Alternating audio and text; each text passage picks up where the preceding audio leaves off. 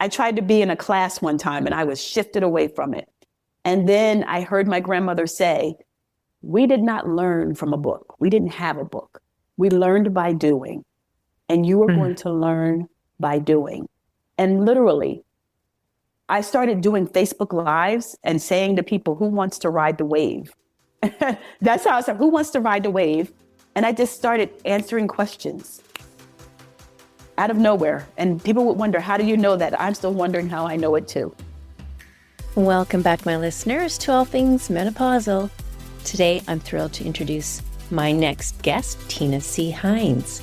And in our interview, so magical, Tina will share her inspiring journey, including her struggles with clinical depression and a profound spiritual awakening that unveiled her family's generational clairvoyant abilities.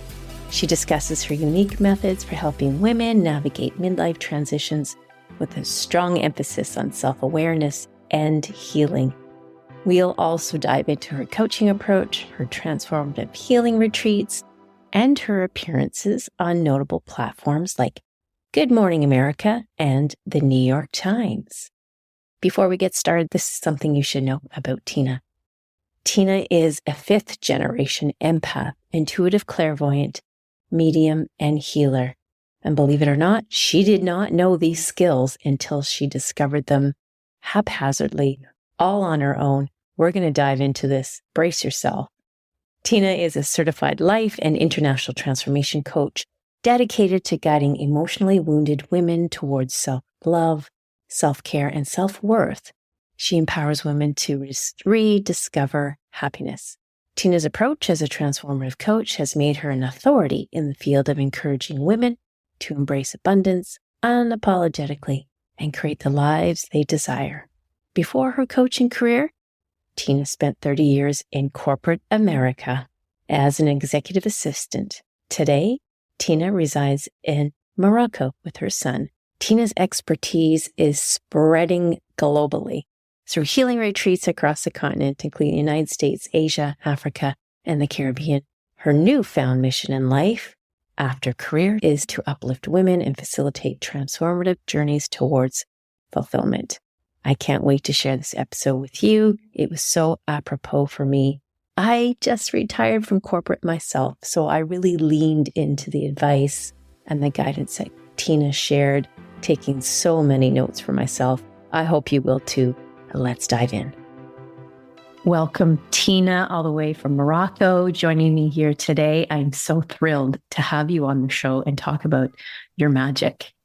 Thank you so much. I am excited to be here finally and have this conversation with you and share with your audience. Yes, it's going to be a great conversation. I just know it because we're tapping into the real spiritual realm of women and how we can tap into that. I'm sure you're going to unpack all that for us. But before we get there, there's always a backstory. Everyone has their journey. And I'm quite curious because you were, like me, working in the corporate workplace, and you transitioned, pivoted right out of corporate America to land yourself all the way around the world doing wonderful things. Tell us about that journey, Tina. Well, actually, it wasn't planned initially because I was really comfortable in my corporate career. I started out as an executive assistant. When I was young, I actually interned for Johnson & Johnson. And after my internship concluded, I ended up staying on board and spent 18 years there in the pharmaceutical industry before transitioning to media to work in New York City, which I realized was not a great decision. And the chaos of New York City. But, it was an experience that I wanted to have, and I had it, and it was very short-lived. And after I left New York, I went to work at a philanthropic. And it was in that space that I really realized how much I enjoyed being able to help and support people and recognizing the work that we had done to improve health and healthcare in the United States. And it was also there where things actually started shifting in my life. As I said, I was a career executive assistant and I supported my CEO for 11 years. And then life started shifting for me. And I had gone through clinical depression. And, throughout my entire career, I was just moving and never got quiet. So I never experienced depression before. And then at the same time of the depression, I was going through a spiritual awakening as well. Unbelievable. So you're a fifth generation clairvoyant. Did you know ever since you were a young child that you had that it had been passed down through the generations? And when was it, as you alluded to, the transformation, the spiritual awakening? Was that in that awakening the time where you said, I need to tap into something that is innate to my family lineage? Actually, I did not find out till I was an adult that I had the gift. Oh, yeah. So it wasn't something that our family really talked about in the household. I'm an only child. My mom's the oldest of 10. And we just really never had these types of discussions. And it wasn't until I was going to therapy and I had started doing Reiki and meditation. And that's when certain experiences started to come to the surface where I was seeing my grandmothers who had transitioned because I had met them in their physical life. And when I started feeling them around me, I'm like, okay, well, so what's going on here? And at the time, I was working with a Reiki practitioner, an amazing woman. I call her my Reiki girl. And we did some guided meditation. And when we came through and started having a discussion about what we experienced, I bust out into tears. And she's like, what's wrong? And I was like, I saw my grandmother, and like my grandmother helped raise me. So I'm like, this is interesting. And I saw my great grandmother as well as my grandmother's sister. And then there was this one other figure. I was uncertain who that was. So I started asking my family members, had this been experienced in our house, in our family unit? And no one was answering the question.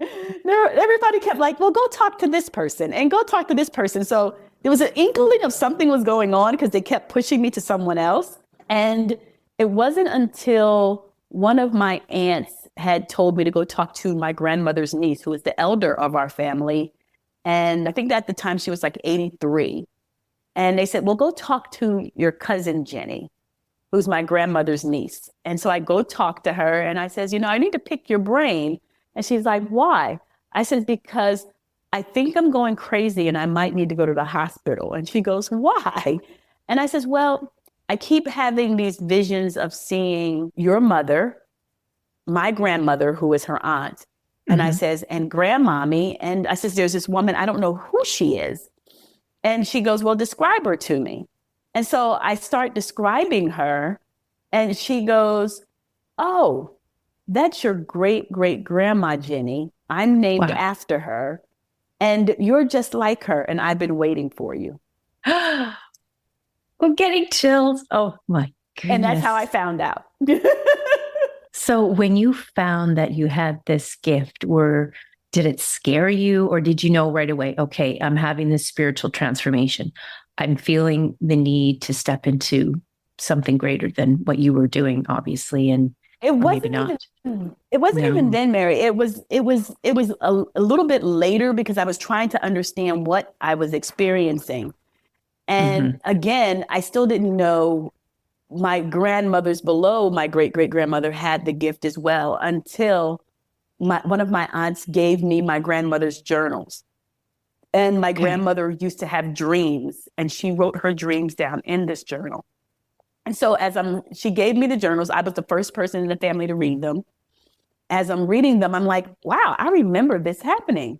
And I'm calling my aunts and I'm like, do you remember when we used to live in the greenhouse by the train tracks and blah, blah, blah, blah. And my aunt was like, you were young. You were too young to remember that. I was like, no, I remember it. And I started telling her about certain experiences. And she was like, you were too young to remember that. I'm like, no, I wasn't. I remember. And so it started from there. And I never felt a sense of fear of them being around me. I just needed to understand why they were around me. And again, I was 40 when this happened. I'm 56 now. So this was 16 years ago. Okay. I didn't know it as a child. At least I didn't have a level of awareness as a child. Like most people I talk to, they're like, oh, I knew when I was a little kid. I didn't know as a child. But what I always remember was I was the firstborn grandchild in the family. And I can remember my grandmother telling my aunts, more so my aunts than my uncles, to always make sure I was okay. Take care Isn't of that? Tina, make sure she's okay. I remember that. And they did, Uh, and they spoiled me rotten. oh my. Okay, I have a million questions I want to ask. So when you said it was 16 years ago at 40, now when it comes to menopause, that is typically a time where on average, women are starting to enter into that. And I've been particularly drawn to the Ayurveda practice that identifies or recognizes that our menopausal transition is really an awakening, that we're stepping into this wisdom. So I'm really drawn to this from the menopause perspective. You discovered this haphazardly, but very serendipitously, if you will, when you hit 40. And it was as though your lineage was saying, okay, Tina, it's time to step into this great power. Did you feel that then? As you said, it took a little bit, but It took a little bit. However, I did, when I process it as I've gotten older, I always say it happened when it was supposed to. Because the entire, from 1 to 40, I feel like I was being prepared for it. I feel as if the the interactions that I've had with people, the experiences that I've come through, everything serves a purpose. And it was not technically for me. It was preparation for me to encounter as I encounter women who have similar challenges like that. Because it always amazes me of I may be going through some type of challenge in my life. And within 2 weeks, because my manifestation number is 2, I'm having a conversation with someone who's going through or has come out of the similar situation. And I'm like, I don't even believe in coincidence. I'm like, but this is crazy. But it never fails. It always happens. Or I'm having conversations with women. Even though I connect with men, the energy is more heightened when it comes to the female energy. okay. But it's always just so interesting. And I just started embracing it. And even when I have people ask me, well, where did you get your training? Or how did you do this? And I said, I went to training of the spiritual gods because there are some things that just cannot be put into a book. And as I've been guided to read certain pieces of books, certain books, and watch certain movies or certain key things, I'm always shifted away from them. I tried to be in a class one time and I was shifted away from it. And then I heard my grandmother say, we did not learn from a book. We didn't have a book. We learned by doing. And you are going to learn by doing. And literally, I started doing Facebook Lives and saying to people, who wants to ride the wave? That's how I said, who wants to ride the wave? And I just started answering questions out of nowhere. And people would wonder, how do you know that? I'm still wondering how I know it too.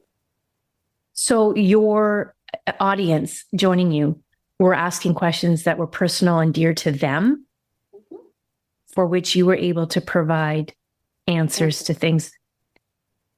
The first thing that comes to my mind is what does it feel like when you're receiving the answers for other people's situation or questions that they ask? Sometimes for me, it doesn't make sense, but it's not, the message is not for me. It's not supposed to make sense for me. For example, I have all the clairs, clairaudient, clairsentient. I can feel them all. Wow. And there was an occasion where I was working with someone, and most of my clients are remote. They don't live near me.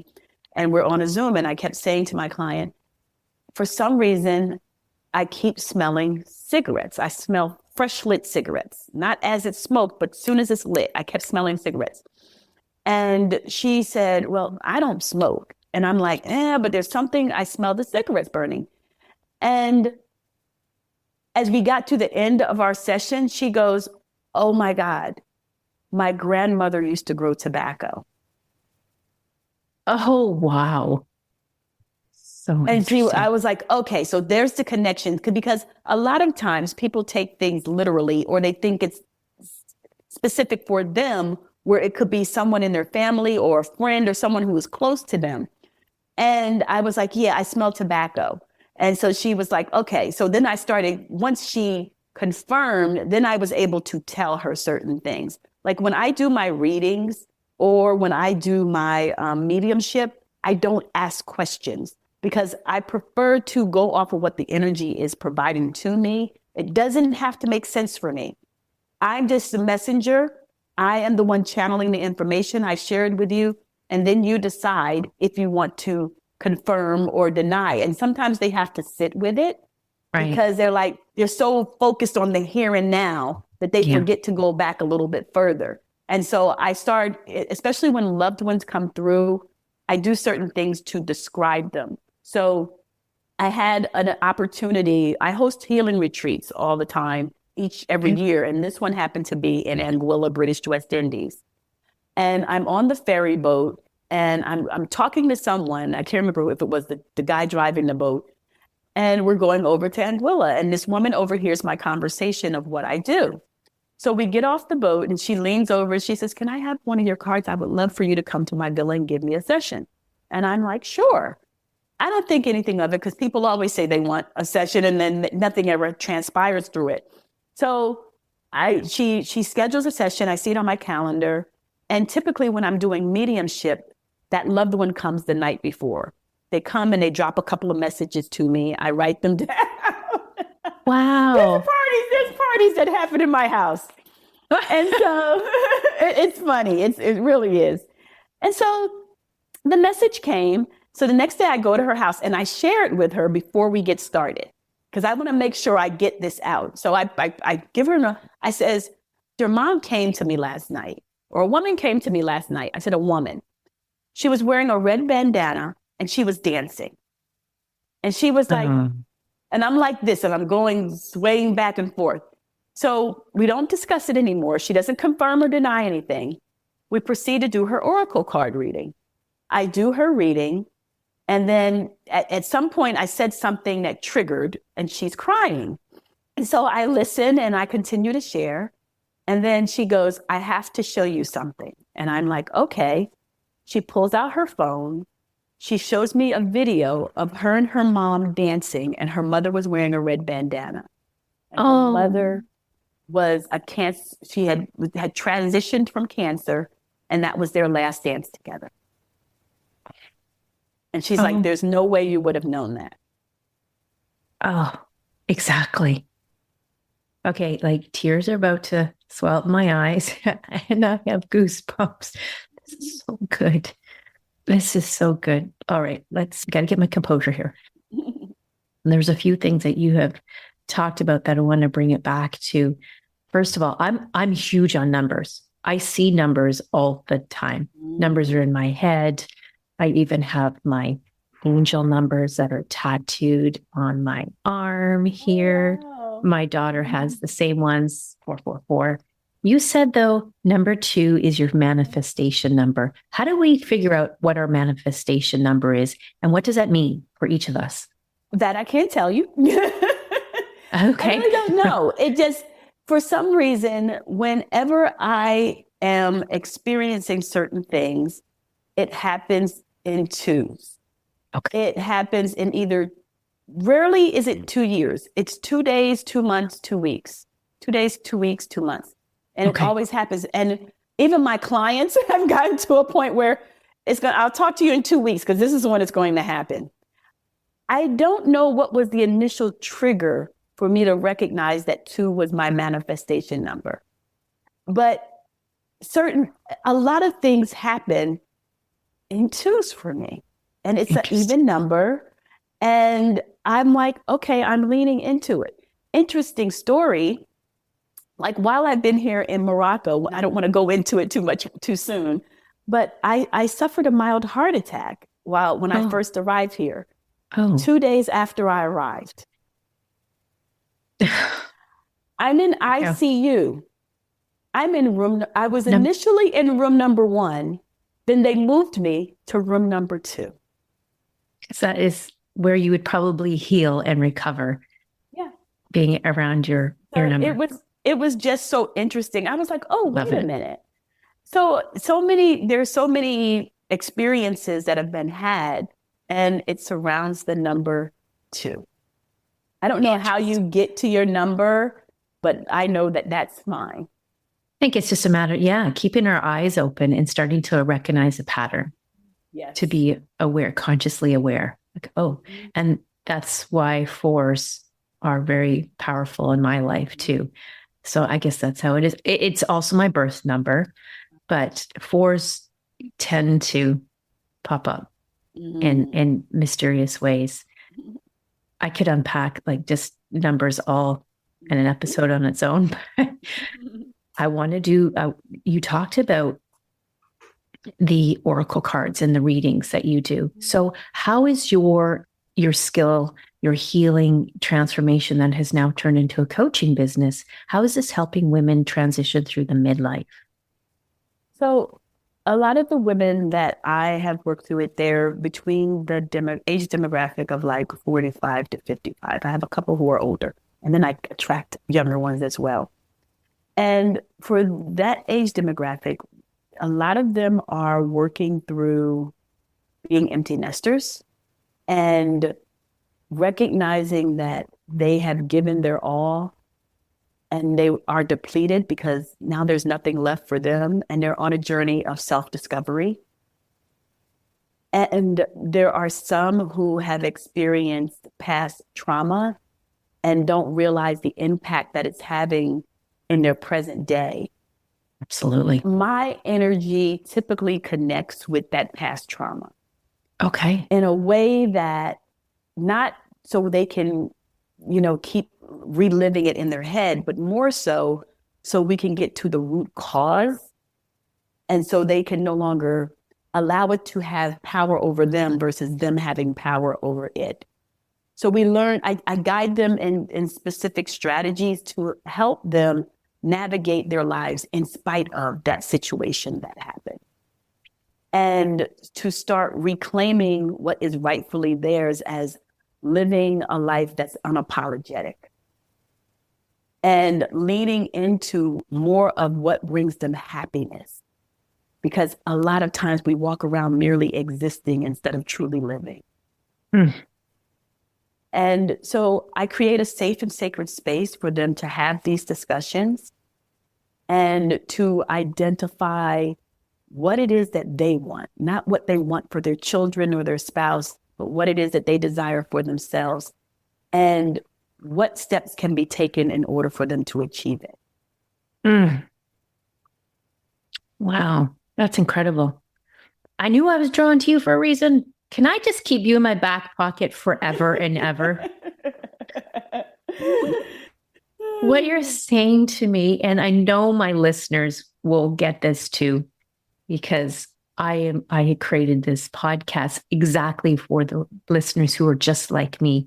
We are going through the transition. We're discovering more about ourselves. We are on a journey of transformation. We've stepped into something. For me, I stepped into the menopause arena, knowing full well that I have always wanted to guide, coach, or just hold space for women because my past trauma, I never received that enough in certain circles. And if you're picking up on that energy, don't say anything.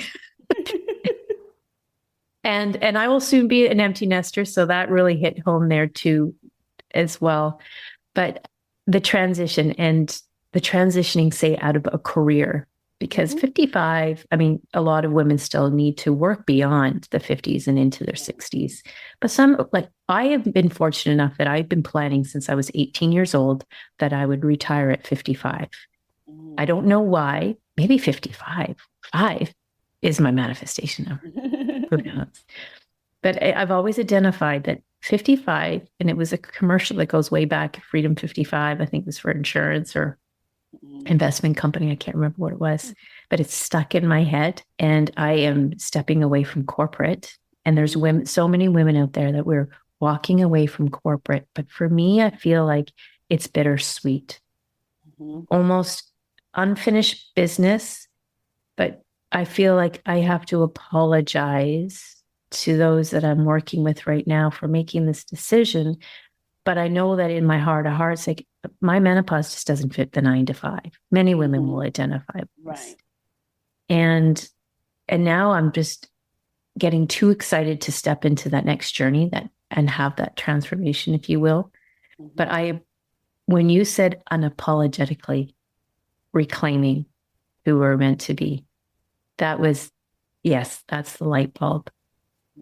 Because the roles we play were always as though apologizing or putting the needs of others first, nurturing our family, our partner, our spouse, even our pets, whatever. It's like, I will put my needs aside and because someone needs me right now. Yes. And that's important. So thank you so much for sharing that. I personally needed to hear that selfishly, and I'm really am certain that the listeners will lean into that. So tell us a little bit then about how, I mean, you've alluded to it, but how someone can find you in the ether of all the coaching programs and the spiritual development coaches that are out there. But when they find you, what is like your nurturing process, if you will, to bring your client right through that journey to say, yeah, Tina, she is the one for me? So first, can I tell the story about me leaping from corporate America to get here? I think that is absolutely apropos to do so. Yeah, because when you shared that, that's what I was like, oh, I didn't answer that question. So I had gone to work one time too many and sat in the parking lot crying because I realized it was no longer fulfilling for me. I loved my boss. I loved being an assistant, but I knew that I was being called for something bigger. I just didn't know what the bigger was. And I had already started my coaching while I was in corporate. Actually, I started bringing women to my home and us just gathering in a space that was supposed to be a book club, but we never read the book. We just talked about, we never read the book. Everybody admits it. We just focused on life as being parents, as being spouses. That was going on. We just needed a space. And that's literally how I started bringing women together. So as I said, I went to work one time too many crying and bawling, and I had went away and I was processing of what I was experiencing. And I'm like, this is not what I'm called to do any longer. And so I told my boss, I went back, I reached out to her and I said, I think I need to quit. And she goes, do you think or do you know? And I go, no, I know I need to quit. And she's like, okay. And I go back to work a week later and I hand her my resignation letter. And she goes, well, I'm going to hold it in case you change your mind. And I said, no, you don't have to hold it. I gave HR one too. And she was like, oh, Tina, you're really serious. And I was like, yeah. I said, there's something bigger calling me and I need to be able to lean into it. And literally, this is great for your audience. I wouldn't advise it, but I leaped without a safety net. I literally left without anything underneath of me to catch me if I fall. And not only did I leave the corporate America, I left the state that I was living in to move to another state. And things just worked out, oddly enough. However, I felt at that time that it was the best decision that I could make for myself and my well-being. I never wanted my well-being to be compromised. Bingo. And that's why I needed to take that leap. Beautiful. I tell women that too. I said, what will bring you quality of life? Yes. In any decision you want to make, what's going to bring you the quality of life that you deserve? Oh, right. So good. Yeah, I like that. You just leap without the safety net, jump without the parachute. Not advisable, but not advisable. But what's so interesting was I gave the notice in May. I didn't leave until December. Now, most jobs wouldn't do that, but I needed to make sure my boss was going to be okay, my CEO was going to be okay before I left. So I'm interviewing to get the right people in position for the role. Beautiful. To help support her. So I did stay like 4 or 5 more months after I said I'm leaving. interesting enough. So as I started navigating this space, word of mouth, people started sharing what I was doing. A lot of my marketing was on social media. Okay. And at that point, I had also started doing the healing retreats. And women were coming because they just needed a space outside of the United States where they could just simply be. They didn't have to be mother. They didn't have to be wife. They didn't have to be anything to anybody except themselves. And that's what I wanted to create, that safe and sacred space for women. So when they come to me, I'm very honest. I'm like, I am not for everybody. I am straight, no chaser, but a hint of love. Because you've been woo-wooed enough, but now we're going to do the work. And the work is important for you to experience your breakthrough. Whatever it looks like for you. Not what it looks like for me, but what it looks like for you. And I also need to make sure that the support you need is coaching versus therapeutic, because there is that fine line that I don't cross because I'm not certified. I am not a licensed therapist. I am a certified coach. So I ask certain questions to make sure there is not a mental health issue that may be going on with you. Yeah. I have one client who initially, when we worked together, she had gone to therapy for 5 years. And then she came to work with me and she says, I got more out of you than I did my therapist. And I was like, but the therapist served the purpose. They got you to a certain point for you to be able to come here. And I am a huge advocate for therapy, whether it's separately or working in tandem with me. Therapy is important if it's that the need that you have in that moment. I love that it doesn't have to be one or the other. It doesn't have to be a choice. You can have both and reap all the benefits. And cognitive behavior therapy or talk therapy has been recognized as very effective as we move into the menopause phase because of past emotions or just accepting the transition that we're going through and feeling and noticing the physical and psychological changes with the estrogen egress. And it feels so good, even if that therapist is there to have you talk it over and change your mindset about seeing this as such an end of your life sort of sentence and that you're stepping into this, or as I've heard it said before, and I love to use that terminology, birthing into your second spring. Yes. Yeah. But putting in the work, that was another big takeaway I took from what you said, is that it's not just sitting there and having, picking out oracle cards or having a reading. You're putting in the work. Now, I don't want to give away your trade secrets, but just briefly, what would some of that work be? Like meditation, some Reiki, what's all involved? When I'm doing coaching, they're all separate entities. The mediumship is separate from the oracle cards and the healing work that I'm working with clients. So it all depends on what they're coming to me for. I don't always, oracle cards are a tool. It doesn't take from what's in here.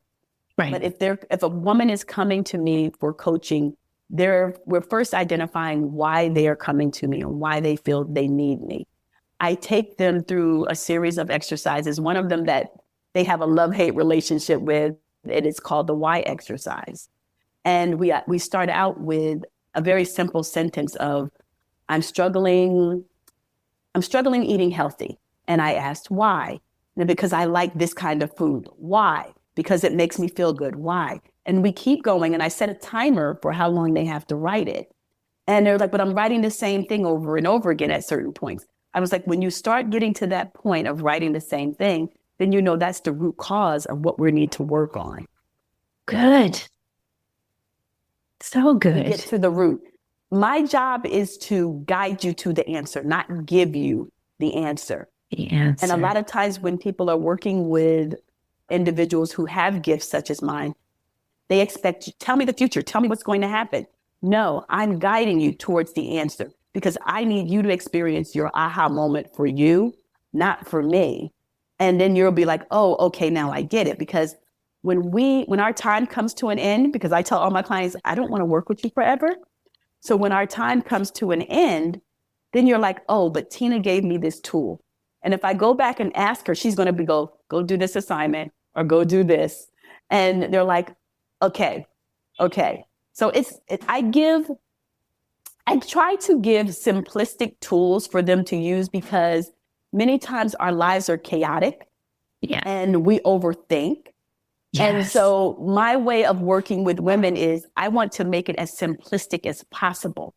The problem is often they overthink it. They was like, it can't be this easy. I'm like, literally, it's that easy. I'm telling you what to do.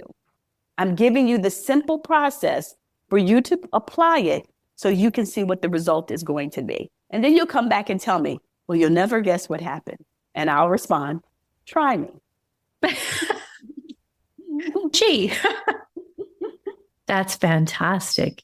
Yeah, it really can be simple because going back to what I said earlier is that we already hold the answer, the keys.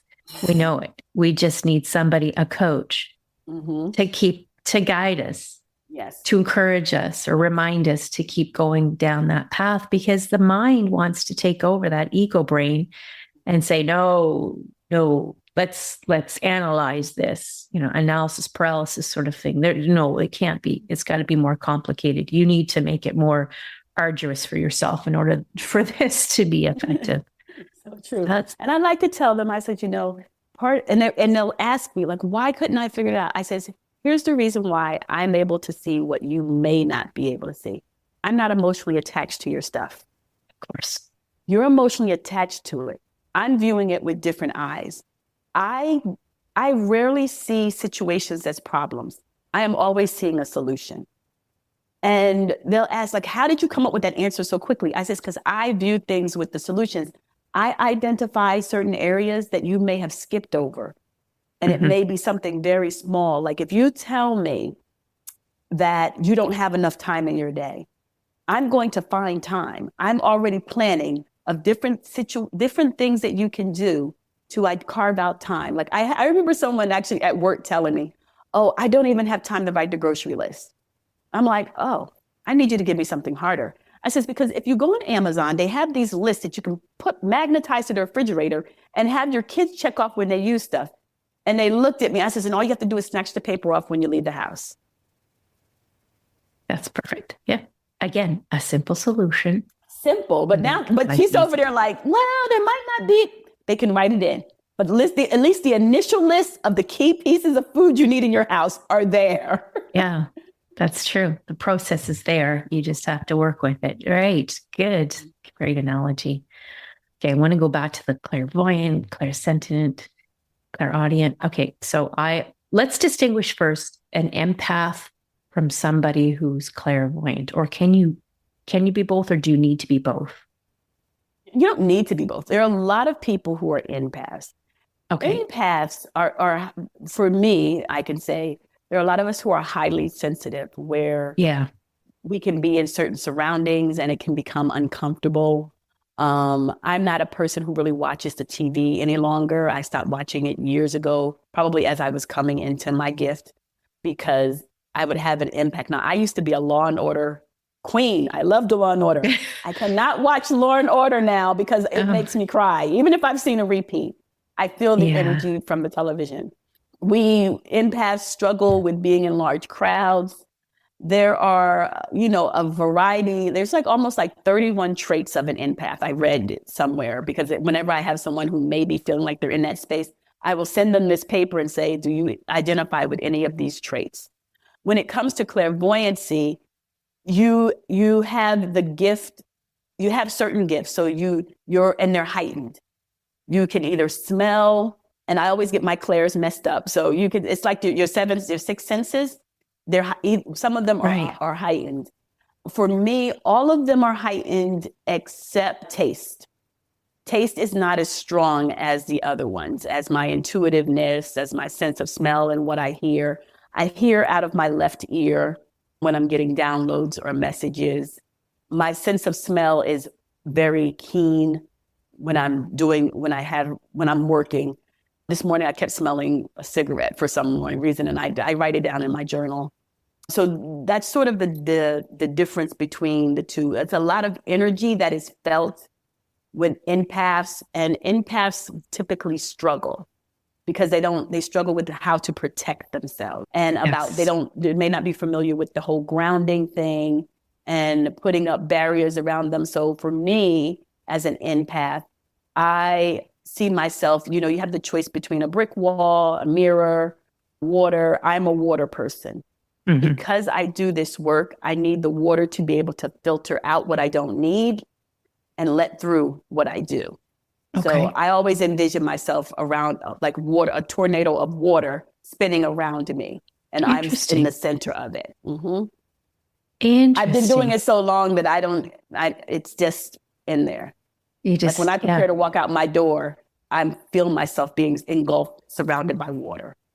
And that is like your protective shield to make sure that your aura is Yep. safe and that energy is not Yes. penetrating your auric field, so to speak, if I'm Yes. understanding. Because I do, and my daughter too, the both of us, we really feel the energy in the room or feel the energy, we pick it up. And that was for me as I got closer and closer into menopause, could feel more energy in the office. But I was taking it on, saying they're feeling this way because it's something that I did. And that's a horrible place to be mentally.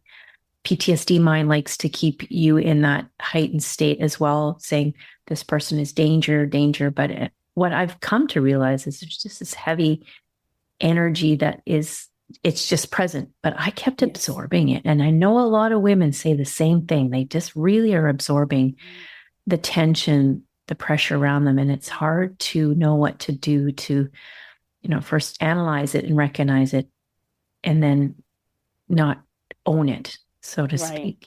Very And interesting.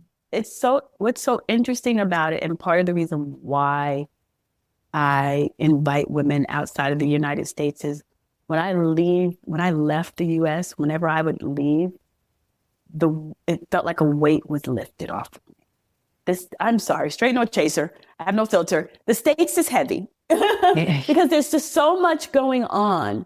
Yeah. And regardless of what country I have gone to, even some of the busiest countries, the energy is just very, very heavy. And in the States, there's like certain stores that I know I can't go to, or if I need to go to, I go very early in the morning. When the pandemic happened, I think it was the best thing since sliced bread for me because it triggered me to start ordering all of my groceries. So I don't have to physically go to a grocery store before, because I like to go to the grocery store. I like to touch my stuff, and it makes it great. But now I'm like, oh no, I don't enjoy it. It doesn't bring me joy. And I am leaning into, which is what I encourage women to do, is lean into what brings you joy. If it doesn't bring you joy, delegate it. If it doesn't bring you joy, stop doing it. Yes. I just had to lean into it. And I didn't want to continue experiencing that heavy feeling. Yeah. Like the weight of the world was on my shoulder versus my own weight that was on my shoulder. Yes. And again, coming with practice, knowing what you can take on and establishing those boundaries. Mm-hmm. Can anyone develop or pick up the skills of being a clairvoyant or a clairsentient, or is it already something that's ordained in your existence? I think for the most part, it's already ordained in your existence. However, I will also say that a lot of us do have it. We just don't tap into it. Mm-hmm. And partly because we don't know how to tap into it. Partly because it's a little bit of a fear, especially if you're like myself, was raised in a religious household. And because again, remember, my family didn't talk about it. It was the best kept secret because I was raised in a religious household. We don't talk about certain things because it can be considered evil. Yeah. Now this is just a personal opinion. We'll put our disclaimer somewhere in here. I feel that there are some people who have mental health issues. They also have a gift, and unfortunately, they're not in a space where there's people who can understand it and help them understand it and develop it as well. And when I read about certain people who have maybe an empath, it's that struggle of, I don't know, I don't have a name that goes with it. A lot of people don't have a name. I didn't have a name of why I'm feeling sad and why I'm all of a sudden crying at the drop of a dime.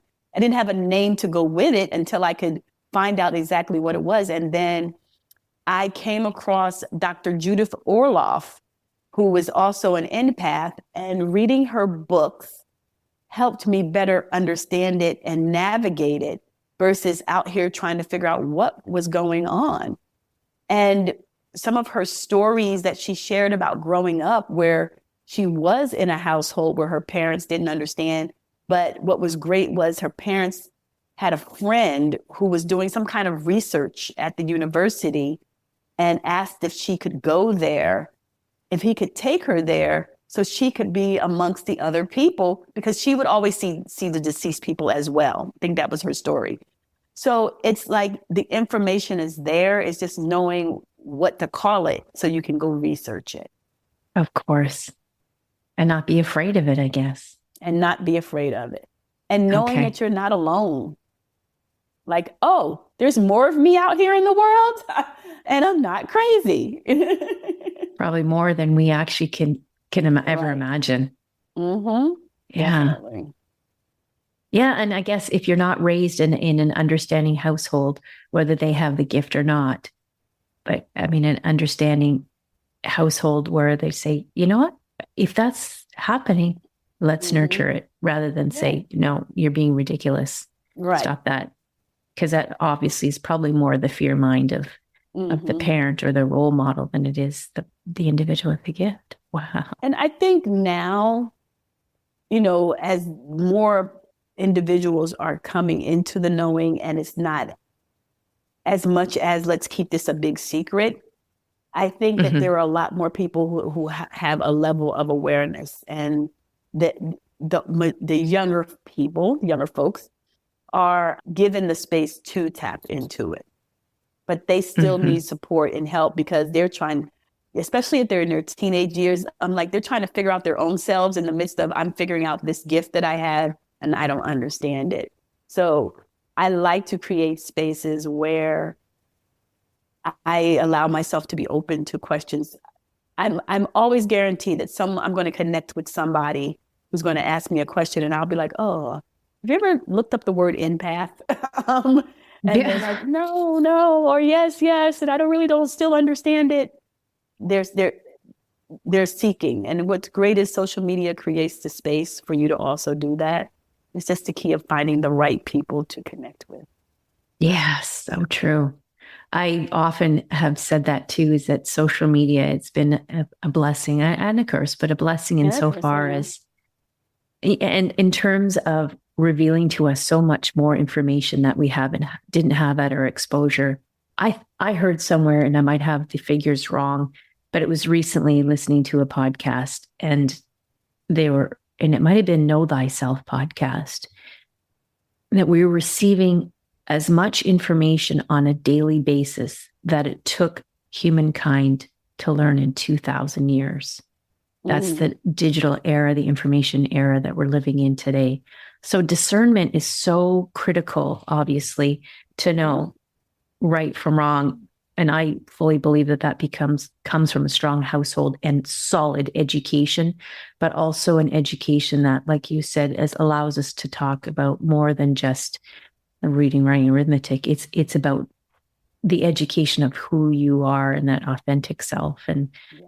And that's where I see the parallelism between menopause and our spiritual awakening, and why it's happening now. As we crack open the conversations around menopause, we are also opening up the conversation around spiritual development. And I had some guests speak to that before, and they said it's because we all have to raise the collective consciousness of our universe or of our planet. We have to raise that vibration in order to get out of that heavy vibration that you spoke about already.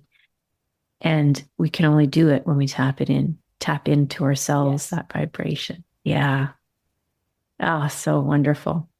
So if someone wants to explore their clairvoyant skill sets, is there anything that they can do? Say, maybe even after listening to this podcast, say, okay, I want to know if I have it. Is there something that they can try at first just to give a taste of if they're able to? What I would suggest, number one, is to sit in stillness and listen to what you hear. sometimes, it's hard to sit in stillness. Most people say, oh, I can't meditate. I'm like, meditation is like 2 minutes or 1 minute. I can do a deep breath and I've meditated. But get into stillness and listen. Listen to the messages that you're receiving, because you're probably getting downloads and you're dismissing them. And when you're getting these downloads, you should write them down, because there's a purpose to them. You may not know it in that moment. I like to say that you may be putting together a 100-piece jigsaw puzzle. And every now and again, you'll get a piece of it. It may not make sense in the moment, but it'll start to go together. And it's easier when you're putting together the outside of the puzzle first, and then you'll get the inner. That's where it becomes more complicated. Go to a metaphysical store. See if you're drawn to anything. If there's different modalities that are offered in certain stores, if it weighs heavy on you, that may not be the space that you want to be in. So I suggest that. I have a close friend who's been following me, and she started out doing, in a dark space. And I'm like, something doesn't feel right, because I don't feel like there's darkness in you. However, my spirit guides, again, don't allow me to speak but so much freely. And I had to wait. And then one day she says, something is shifting in me. And I go, really? And she goes, yeah. She says, I'm drawn more to oracle cards than tarot cards. And I go, that's interesting. And I says, you've been leaning into this dark space, but there's nothing about you that's dark. And she was like, well, I feel like my spirit guides are guiding me there. I was like, no, what's happening is, it's like, I'm going to do a taste test. And we're going to line a couple of things in front of you to see which one you sort of lean towards. And so you're having a taste test, but it doesn't mean that you have the first one you tasted, that's the one you're supposed to have. And so there's been a shift with her. And I love watching the evolution, when people are going through their different awakening. And we're always awakening. We're always developing unknowingly different areas of our gifts. So I encourage you to, as you're writing and as you think you've discovered, aha, I'm this, pause for a little bit. Okay. And just lean into what you're experiencing and pay attention to it. It's like, you asking me about the numbers. I don't do numerology. I don't do astrology. I'm guided towards, everybody has their different areas of modalities that they operate in. And that's your genius.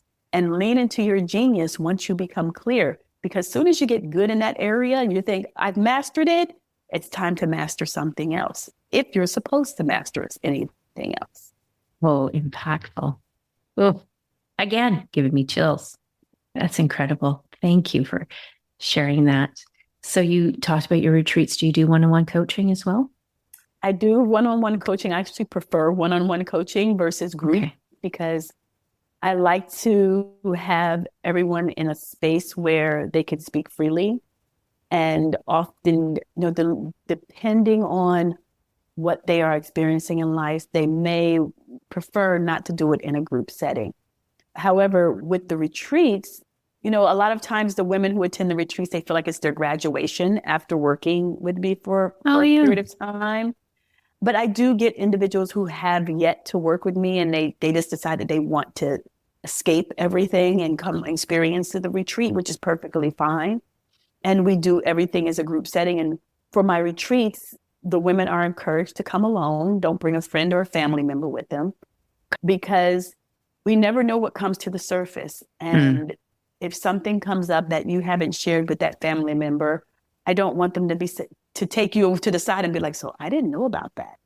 Because now you're going to feel more uncomfortable to speak about it, versus you're amongst 4 or 5 other women who have had experienced a similar situation, and they're not judging you because they're going through it as well. Whereas our friends and family members, they're somewhat judging and trying to understand and why you didn't say anything. And they're asking all these questions, and it doesn't help you in your healing process. Because you're so concerned about them versus focusing on yourself. Exactly. We hold back consciously or subconsciously as a result. Wow.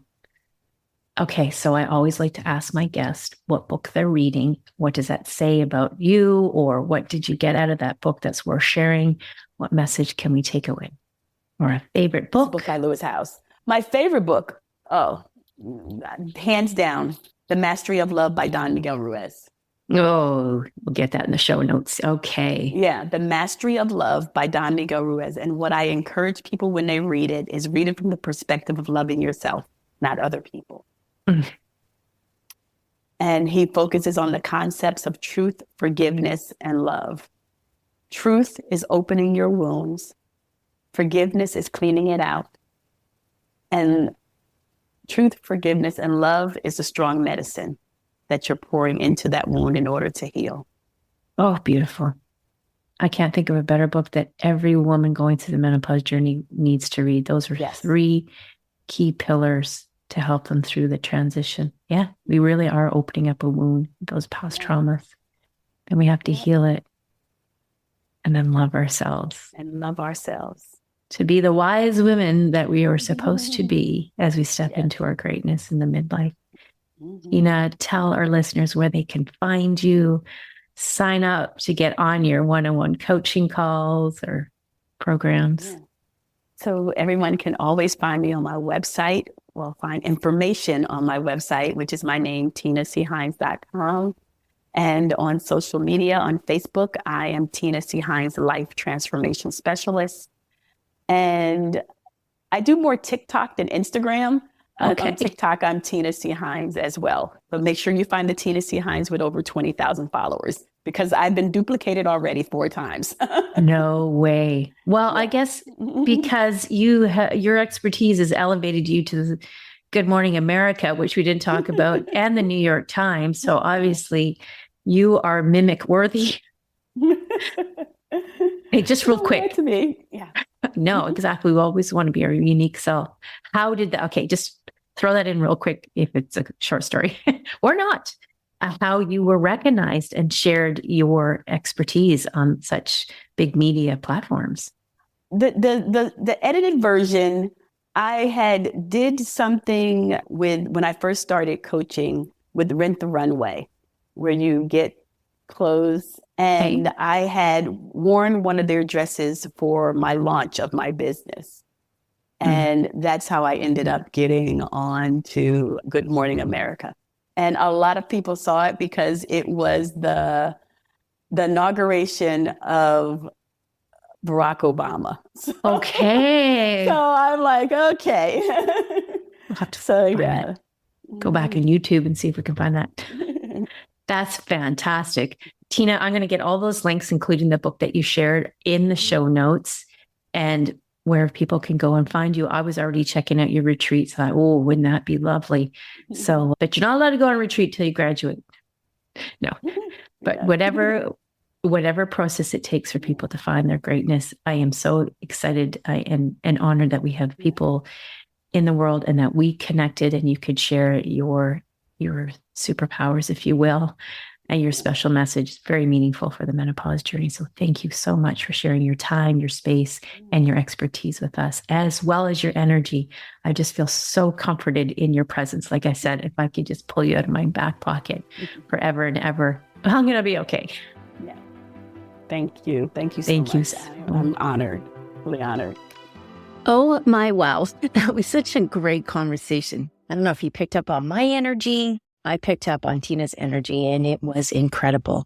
And I was just so enthralled about the topic of clairvoyance and empaths, manifestation numbers, numerology, and of course our energy. I talk about that in a lot of my episodes, the energetic body, the subtle body. But there were so many gems of information I took away from this conversation with Tina. I just find it's fascinating that women in their career feeling that stickiness in life, and you find yourself at a crossroads and literally in her case, crying in the parking lot saying that this is not fulfilling.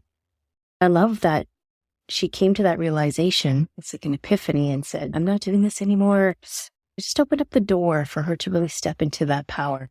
And I love that she's leading women to do that now through her one-on-one coaching and in her retreats as well. it's so incredible for her to share us her story about how she discovered this ability, not really knowing that it came through from generations on her mother's side. And they were all gifted with this ability. And it's ability that she reclaimed for herself in life. Oh, that's so beautiful. So many takeaways. I would say my biggest one, though, it really resonates for me the most. She made the point, so apropos for the menopause journey, is that we are facing many new truths and we have to heal the past wounds and give it some love. It begins with self-love. And then we can walk through that door and step into our power. I'm going to bring Tina back without a doubt. If you want to work with someone special, just like Tina, well, you can find Tina at her website, tinachines.com. And she's on Facebook at Tina C. Hines and on Instagram, Tina C. Hines 50. I have those links in the show notes. Thank you again for joining us for another wonderful episode of All Things Menopausal. And until next time. Thank you for tuning in to another insightful episode of All Things Menopausal. If you enjoyed today's episode and want to stay connected, be sure to follow me on Instagram for daily tips and updates. You can find me at m_l_coaching. For even more support and community, join our Facebook group, Personal and Universal, where we share experiences, advice, and empower each other through the transformative journey. And if you found value in today's episode, please consider leaving a review on Apple Podcasts. Your feedback helps reach more women who can benefit from these conversations. Okay, my lovelies, until next time, stay empowered, stay informed, and embrace the beauty of your menopausal journey. Remember, midlife should be the best life, and it will be. Namaste.